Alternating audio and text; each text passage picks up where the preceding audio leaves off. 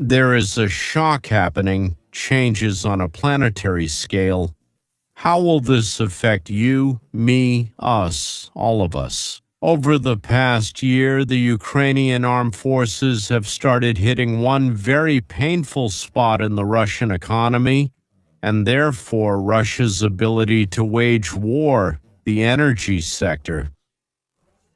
Despite all its adaptability since Russia's invasion, Ukraine has also shown that when it finds a winning strategy, it tends to stick to it, and right now that strategy is destroying Russian oil. Ukraine's attacks on refineries, depots, and pumping stations have already destroyed countless tons of Russia's most valuable product. Any target with even a trace of Russian oil has gone up in flames. And Ukraine has just done it again. This is already the third attack on an oil platform. Ukraine has just struck Russia where it hurts the most and where it was least expected, at its Caspian oil rigs. Maybe if that was all there was to it, but in reality, that's just the beginning. Russian energy, and therefore half of Russians' income, depends on Russia's ability to bypass sanctions and, together with a number of anti-American regimes, deliver millions of barrels of oil to China and India every day. The real problem is that Putin and the other Kremlin dwarfs decided they were the scariest beasts in the forest and turned a potential ally, the United States of America, into not much of a friend. I would put it this way. The United States has the means and the power to step on the toes of those they couldn't work with, those they didn't become friends with.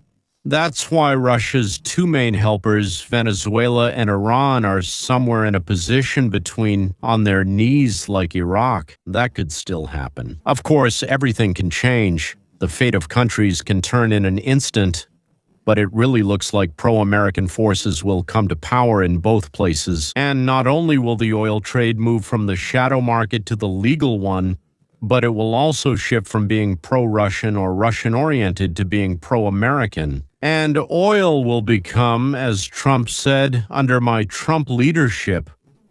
I think the sly Putin and Lavrov, along with a few other bull-necked and sheep-faced members of Putin's inner circle, are now in a state of apoplectic syphilis of the upper respiratory tract. And from such a blunder as they made when they tried to be clever about their so-called desire to end the war in Ukraine, ha ha ha, and generally to cooperate with America against China, ha ha ha. And they giggled about, well, fools, so who are these fools? Trump, Rubio, Vitkov. Yes, the ones they thought they could easily manipulate. Now they're neither laughing nor cackling. At least, especially that one, the one who has nowhere left to run. Yes, he'll have to, as they say, die in the Kremlin and be buried there in a coffin, large or small. Who knows? And not to die from an enemy's bullet, as they say, but possibly from a noose around the neck. Or a dose of good old Slavic Soviet Novichok. Tyrants aren't forgiven for such mistakes. Well, let's not jump to conclusions. As they say, maybe he's not the same Putin who used to hang around the entrances in St. Petersburg. And maybe he's a completely different person now, so to speak. But still very smart, very kind, very handsome, a decent and compassionate person.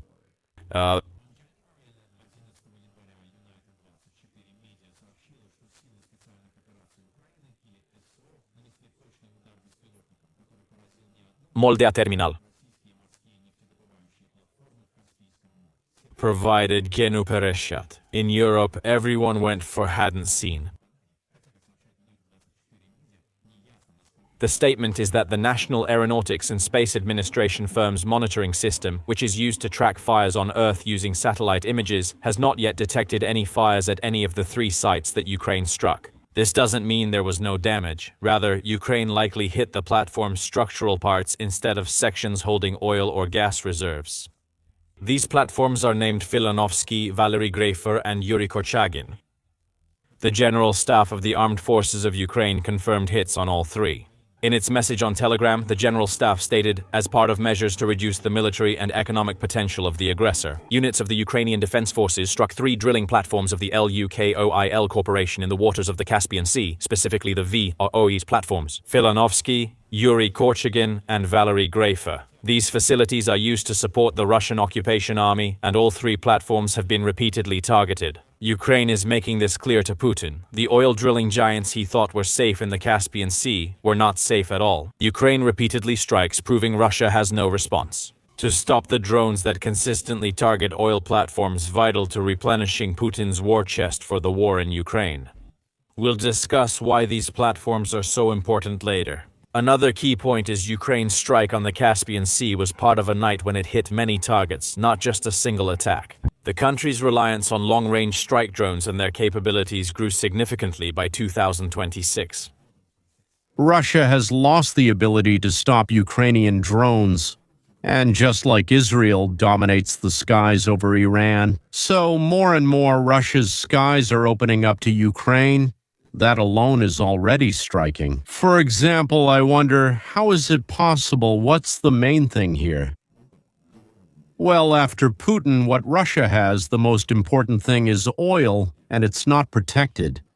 Does this mean that the Russian Federation is no longer able to produce equipment for simultaneous attacks in Ukraine and for defending its own territory? This opens up tempting opportunities and military prospects for Ukraine to strike anywhere it finds, well, Vladimir Vladimirovich, his generals, and especially his oligarchs. It is they who should feel that their lives are in danger. That's the truth. So I'm afraid that Ukrainian oligarchs, who are like identical twins, are basically twin brothers of Russian bandits. They won't be allowed to deal with their partners or drinking buddies like that. The point is that Russian air defense should have plenty of opportunities to counter Ukrainian drones before they strike oil platforms. So why isn't that happening? Strikes like Ukraine's confirmed attack on the Russian Buk M3 on January 11 may offer an answer. Russian air defense has been weakened during the war. Ukraine's Ministry of Finance reports Russia has lost thousands of anti-aircraft missiles. Moreover, the destroyed Buk M3 around the same time as Ukraine's latest attack in the Caspian Sea added to that number. Such a huge scale of losses has created a situation where countless gaps have appeared in Russia's air defense. Novy Golos Ukraini raised this issue in November 2025, stating that most of Russia's air defense is focused in Moscow or on the front line, leaving very little to protect the rest of the vast territory of the country. The publication cited Andriy Kovalenko, head of Ukraine's Center for Countering Disinformation, who said most Russians in the country lack protection from Putin, despite his constant promises of security. Kovalenko adds that Russia is facing a shortage of several of its main air defense systems, such as the S-300, S-400 and Pantsir complexes. This means that Ukraine can take advantage of Russia's lack of air defense to easily launch drones deep into its territory if they can get past the front line and the occupied areas of Ukraine, where Russia has concentrated most of its air defense. Could this have happened on January 11th? It's no coincidence that Ukraine shot down a Buk M3 around the same time it attacked 3 Russian Caspian oil platforms. Although this is just speculation, it may not have been necessary to strike Russian air defenses harder than what was already done during the December 31st attack on the Caspian Sea platform, which we mentioned earlier. Ukraine hit the platform in the video using drones similar to those deployed on the front lines. In other words, Ukraine probably delivered these drones close to the target using some kind of vessel before launching the attack. The same thing could have happened on January 11th. The Special Operations Forces posted a video on X showing their 50-second attack. The video shows footage from several drones as they target their objectives, which are oil platforms. It's unclear if these were ship-launched drones or long-range drones that crossed Ukrainian and Russian territory. Ultimately, it makes little difference. It seems that just as Israel set up a drone factory on Iranian territory, Ukraine has created at least an assembly workshop and sent drone operators. So, for example, they come to the Caspian Sea at night, take out the parts, assemble the drones from cars or boats, and calmly blow up the platforms there. I don't know which ones Moscow considered too far from the front, but gentlemen, today there is no such thing as too far. Everything is either close, or you can get close, or you can approach closely. Jennifer. On January 13, rapid events are coming from Iran. As we now know, Russia is trying to flood the Iran with heavy weaponry. Uprisings against the regime persist with ongoing riots, protests, and violence. The number of casualties, in their opinion, is somewhere between 10, maybe up to 20,000 people, depending on the reports. The Iranians claim that it's only 2,000. Trump continues to make new statements, and it seems that an American airstrike could happen at any moment. As we were sure Russia will do everything it can to send anything it wants to Iran, including weapons of mass destruction, to save whoever they can, they intend to save their favorites. Who else? We are being received at our house. Right now, there is a meeting about Iran. We don't know when the United States might strike. We don't know exactly what that strike will look like, but we do know that. The United States and several European countries, including France, are urging their citizens to leave Iran immediately before bombings start. Once bombings start, all bets are off, and the United States believes American citizens will likely become targets for retaliation. Do you all remember how in the previous video I talked about the mysterious Russian Samayazov who were flying to Iran around the clock transporting unknown cargo, presumably weapons? I stated that I believe they are moving weapons. I think they're trying to arm the regime in a last desperate attempt, just like they armed the Assad regime, but Iran is obviously a more powerful and established regime than Syria, right? It turns out we have an answer now. This is from Politico, reportedly. Journalists friendly to the Iranian regime have reported that Moscow has supplied Iran with Russian Spartak armored vehicles and attack helicopters in recent weeks, presumably to disperse protesters, said Nikita Smogan, an expert on Russian-Iranian relations at the Carnegie Endowment for International Peace. But of course, Iranians have no illusions that if the situation becomes critical, Russia will simply step aside as it did in the case of Bashar Assad. Referring to the fall of the Syrian dictator's regime in 2024 and his subsequent exile to Russia, and not quite 42. Trump, of course, did not stay on the sidelines.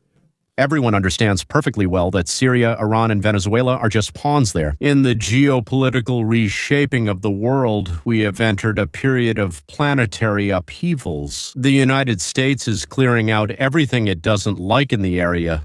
But I don't know. There's about 2,000 miles around our borders. We don't want cartels in this zone. We don't want drugs. We don't want Iran, Russia, or China involved.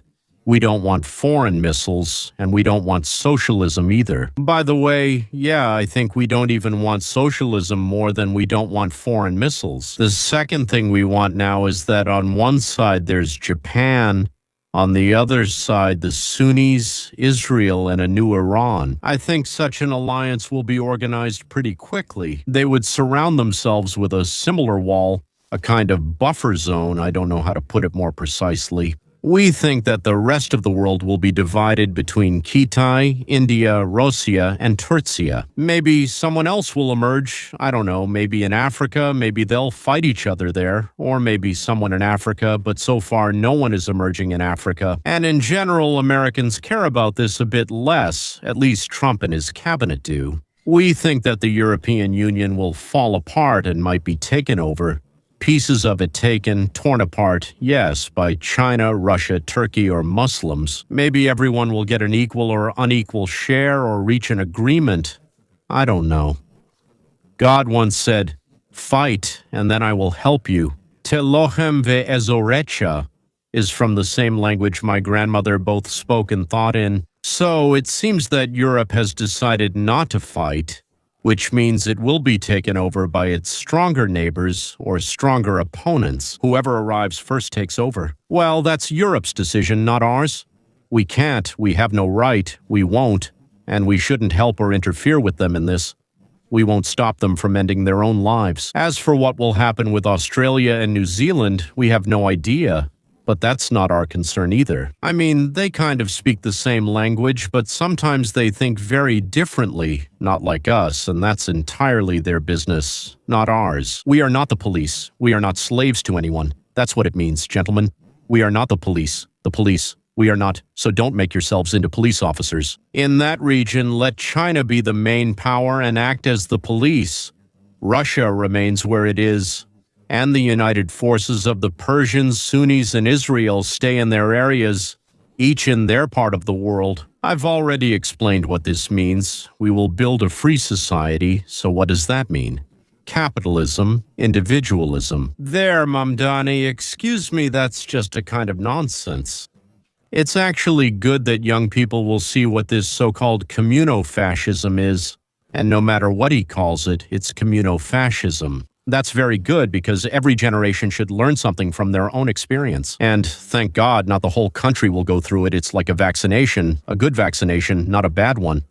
Like a vaccination, New York will go through it, and thank God, and we, I hope, will gain a few antibodies. We will create a so-called market economy, and if we manage to, well, we'll put an end to political democracy since we don't really like it, and we'll rebuild everything into something more fair and sustainable. But that's the day after tomorrow. I don't even want to talk about it or explain it right now. By the way, I talk about this every Sunday. I explain what should replace political democracy at 10 a.m. If you join in, it's always interesting. And besides that, we have a separate channel called Roadmap to Freedom. I've already made about 140 10-minute videos in Russian and English, mostly in Russian. If you subscribe there, you'll get my book completely free. Last year, we were giving it away for free as well.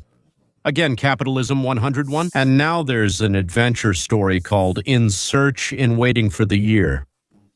I didn't write it. Definitely not me, I guarantee it. So, In Search of You, naturally, we wanted to at least borrow a little from the title.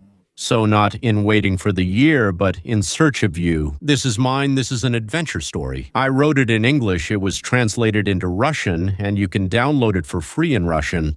And at any time, so to speak. At any time. Once you subscribe, you'll get these free 10-minute seminars daily.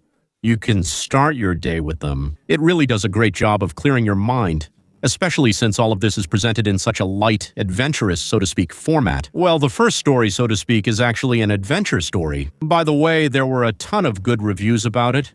Rudy Giuliani wrote some nice words, and Sarah Palin, if you remember her, also said some things. Marsha Blackburn, too, and just a whole bunch of other pleasant people. They, in general, gave very good feedback about this book, so what else? I'd like to say that we're just trying to clean things up around America. You can call it terrible, you can call it wonderful, you can agree or disagree. But we're cleaning up, making a kind of neutral zone and clearing out all the bandits, oil maniacs, fraudulent brokers, drug dealers, and all the enemies of America from there. He says social. As of January 13th, that is, on the day you're watching this, Iranian patriots, keep protesting, take over your institutions, and remember the murderers and rapists, they will pay dearly. I canceled all meetings with Iranian officials until the killing of protesters ends. Help is on the way, Miga. Let's make Iran great again, President Donald J. Trump. President Trump, we are once again on the edge, and we're close to war with Iran. Supplies of weapons from Russia, or rather, maybe not weapons, but all these things like armored personnel carriers, helicopters, and so on, they led to the completely opposite effect. We, America, on the way to help Iran, Trump told the Iranians. By the way, if the Revolutionary Guard and Hezbollah are trying to shoot at the protesters, I don't know. According to unofficial data, about 12,000 people have been shot and killed. People rarely forgive this. They'll be torn apart there. The Revolutionary Guard and Hezbollah shot protesters, but the regular army, about 50,000 servicemen, is something else entirely. Everyone has already switched sides. Well, they consider it to be the Shah's side, and accordingly, the Shah is with the people. So the Shah and the people are united in this case. I'm heading back to the White House now. We will review the whole situation that's happening in Iran.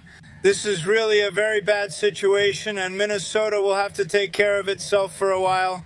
We have huge theft and fraud going on there because you have an incompetent governor, an extremely incompetent governor, and also a corrupt governor. But we will fix that. But Iran is on my mind when I see the loss of life happening there. We think we need to get accurate data. I'll get it in about 20 minutes. We'll get accurate data on what's happening with the killings. The scale of the killings seems significant, but we don't know for sure yet. I'll know in 20 minutes. The decision day for Iran is Tuesday, January 13th. So, today President Trump is reportedly to be briefed on all United States options regarding Iran as deadly protests intensify.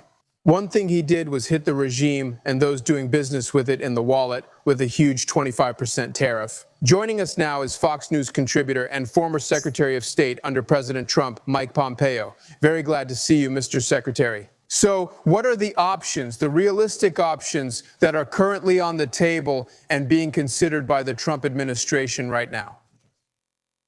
Good morning, Charlie. They offer many options. Some are in use, others just provide information. We're supporting the Iranian people and letting them know we're with them. I'm sure this has already changed things and increased the regime's risk.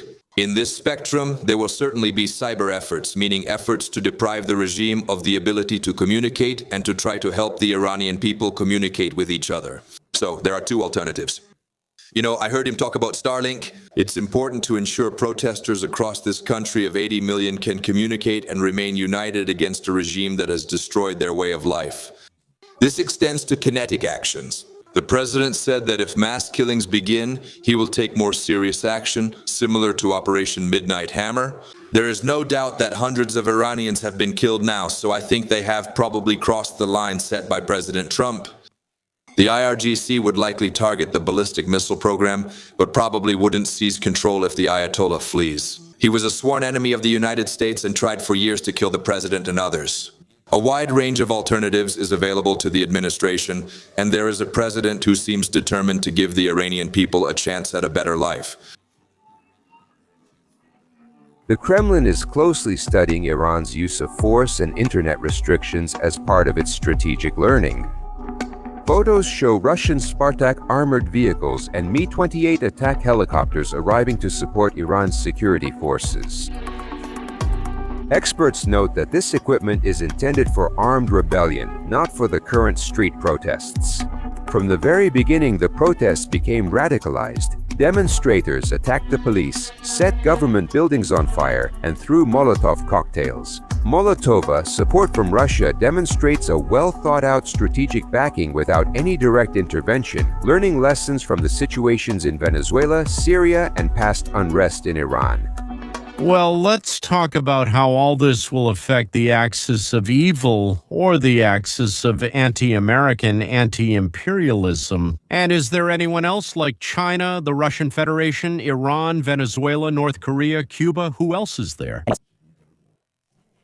10 days after the United States' daring operation to capture Nicolas Maduro in Mexico, the dust is settling. But the most important questions still remain. How do these events affect the interests of China, Russia, and Iran? What lessons are the leaders of these countries learning from Operation Absolute Resolve? And how does this affect the balance of power in the Western Hemisphere? I'm your host, Will Todman, and welcome to the first ever live broadcast of State of Play. Essentially, the Trump Doctrine is a declared attempt to reassert United States supremacy in the Western Hemisphere. That was the very text that actually headed the section on the Western Hemisphere, both in the National Security Strategy document and in the National Security Council. Roughly 4 pages were devoted to it, far more than we Latin Americanists usually see. Typically, the Western Hemisphere gets just 1 page, but this time there were 4. And I think this signals the administration's seriousness in shifting its attention significantly back to the hemisphere. And in conclusion, as the report states, the administration will be very focused on and concerned about foreign ownership, access, and exploitation of strategically important assets. This could be physical infrastructure, such as ports, or space infrastructure supported by China, for example, in this region, or it could be strategic geographic sites, such as Venezuela, which has the largest and most proven oil reserves in the world. So it's quite a broad idea, the Trump principle. But I think it helped this administration signal a pivot to our shared region. I think these used to be important relations for China in the Western Hemisphere, relationships based on oil, and over time I believe they are becoming increasingly disappointing for the Chinese. For another event, I was reviewing a kind of Chinese academic discourse, studying their think tanks and their commentary on China-Venezuela relations. And you just see so much real frustration, like, why are you so bad at authoritarianism? We could be better at this, I think that China had much broader ambitions regarding its partnership with Venezuela, but instead, Chinese investments have brought a very, very limited return. Venezuela still owes China about $10 to $12 billion. So it's not huge, but it's significant. 10 to 12 billion, not huge, but significant. China invested money in Venezuela, and Venezuela, well, that money was embezzled. Time and time again. I would say that for Russia, Venezuela was a status symbol, right? It's a typical Soviet-style attempt to create client states. Even though this time, obviously, they're less ideologically connected, but these dictators unite on the international stage. This is definitely what Russia is aiming for, and in this sense, having Venezuela right at the United States border was a strong geopolitical symbol that Russia is present and still able to project a certain amount of power toward the United States. But in reality, Venezuela was a major recipient of Russian loans, cooperation in the oil sector, and also received Russian weapons, which, by the way, did not live up to expectations. This is widely discussed in the media that Russian air defense systems did not shoot down a single American plane. Overall, this is a shortcoming, but likely more about status than real substance. What I can say is that this is obviously not the first time since the beginning of the war in 2022 that we see Russia essentially refusing or expressing serious concern. When one of its allies, or at least geopolitical partners, or let's say allies, get into trouble, whether it's Iran or early Syria, where Assad almost fell without Russian help, and to some extent you could say Armenia as well. Russia is clearly isolated in Ukraine. It can't help its allies, and that's its choice. Okay. The relationship between China and Russia is something quite profound, where we see an incredible degree of integration in the economic sphere, but also in terms of the military-industrial base of both countries. I think this is a significant geopolitical development. But if we look at the broader concept of these four countries uniting as adversaries, I agree with Ryan and would even take this thought further, that I think we can reasonably conclude that one of the things is one of the limitations. The opposing Krincy alliance is that none of these countries would risk a serious confrontation with the United States for the sake of another, perhaps with the exception of the China-Russia partnership. But, these countries are willing to cooperate when it is mutually beneficial, when it serves their common interests. Once that's gone, people become much more hesitant to take risks. It's not like an alliance with the United States. It's not something that goes beyond immediate interests. It's much more situational. And I think the scenario in Venezuela illustrates this again, illustrates it once more. That all these experts say that none of the named countries will step in to defend each other if it requires a confrontation with the United States of America. It seems that Trump correctly assessed the balance of power and the commitments of the members of the anti-American alliance to each other. It's similar to the Budapest alliance.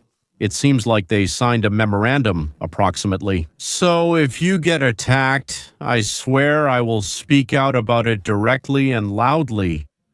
Erdogan also stated that he is strongly against the United States and Jews bombing Iran and interfering in Islamism. But I'm almost certain that Turkey will very quickly welcome Shah Pahlavi with open arms. That is, when and if he returns to Tehran. So Putin's weak spot, well, of course, is oil, ladies and gentlemen. His weak spot is either not enough oil or no unauthorized oil left, or the price per barrel drops below $50. This is a problem for Russia, just like the issues with the Shadow Fleet have started. But for China, it's the exact opposite. For China, oil below $50 per barrel is a good thing. That is, it's the same as what they are currently paying for unsanctioned oil. And now the United States has started seizing those very tankers and has taken 50 million barrels right from under China's nose, while Ukraine is constantly blowing up Russian platforms and factories. So over there it's risky, but here there's no risk. and relations with the United States are preserved. What a predicament. Oh, the Chinese will sell out Russia. And unless Putin promises, of course, to lease Siberia for 999 years, not for free, no, but for, say, $7.14 for Siberia, what else can Putin promise? He can promise a hot kiss on the Chinese backside. I think the picture painted itself, so to speak. We didn't even paint it, we just looked at it and described it. And share with your friends, because the more you share, the more friends and like-minded people you'll have. Putin still has weak spots, of course. For example, his entire inner circle is his weak spot. Medvedev is a weak spot. Shoigu is a weak spot. All the oligarchs' academies are Putin's weak spot. All the zealots in the churches, all the clergy are his weak spot. Also, Georgians are his weak spot. Another weak spot is almost all Belarusians except for that Botka, who is a very weak spot for Putin. Most Moldovans, almost all Armenians, most Azerbaijanis, all Chechens, all Ingush, I think now all Buryats as well. Part of the army, the navy, mothers of soldiers in the active army, soldiers and officers of the active army, and all reservists. All of these are Putin's weak spots. All people with disabilities, almost all high school teachers, postal workers and circus trainers, tram drivers, truck drivers, express train engineers, these are definitely Putin's weak spots. And also gynecologists over 50 as well as gynecologists under 50 and also dentists. All of them are Putin's weak spots. I'm tired, so I'll stop listing here. I'll just say that all housewives, almost all housewives except one, there might be one housewife who is actually Putin's strong spot. All right, ladies and gentlemen, so everyone else who remains, let's say, is not a problem for Putin. That's all for now. Until next time, I hope our meetings will be joyful again.